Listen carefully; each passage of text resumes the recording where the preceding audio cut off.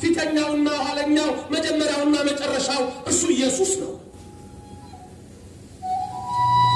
ወገኖቼ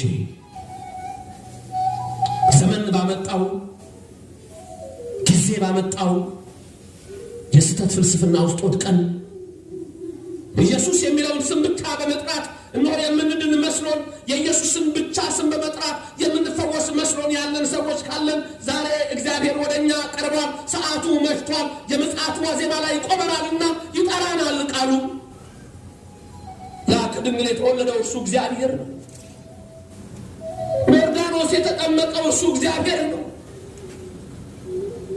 የዕውራንን ዓይን ያበራ ለምጻሙን አነጻ። 38 ዓመት ሙሉ እነሆ በቤተ ሳይዳ የጸበል ስፍራ ተኝቶ የነበረውን አልጋን ተሸክመ ሂድ ያለው አልዓዛርን ከመቃብር ያወጣው የትንሣኤያችን በኩር ኢየሱስ እሱ ነው። ዓለምን ሊፈርድ የሚመጣ እሱ ነው ኢየሱስ። ብዙዎች አላወቁትም።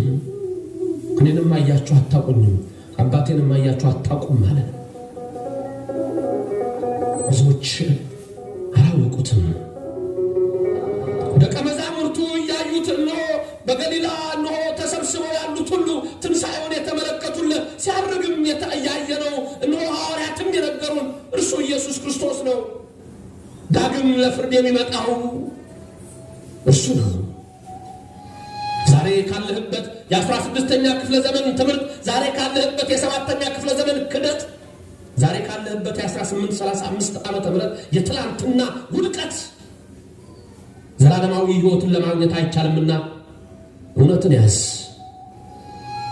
ኦርቶዶክሳውያን አውሮፓ ለጣዖት ሲሰግድ የአሜሪካ ምድርም በነ ኮሎምቦስ ሳይዳሰስ የኤዥያ ምድርም ወንጌል ሳይደርስበት የኦርቶዶክስ እምነት ተመስርቶ ቤተክርስቲያን የሰራንንና ራስህን ወቅ።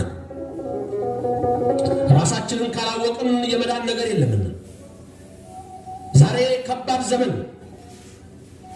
በነገው ዕለት ሁል ጊዜ የጌታ ምጽአት ይታሰባል። ደብረ ዘይትን ስናስብ የጌታ ምጽአት ይታሰባል።